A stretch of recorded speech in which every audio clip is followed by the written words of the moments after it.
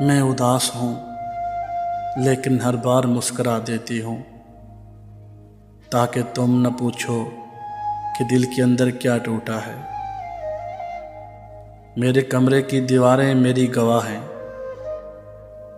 कि मैं रातों को चीखें समेटती हूँ और सुबह खामोशी पहन लेती हूँ।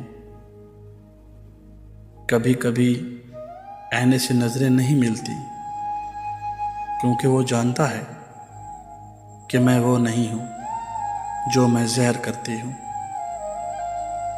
मुझे बारिश पसंद है क्योंकि वो मेरी आँखों के आंसू छुपा लेती है।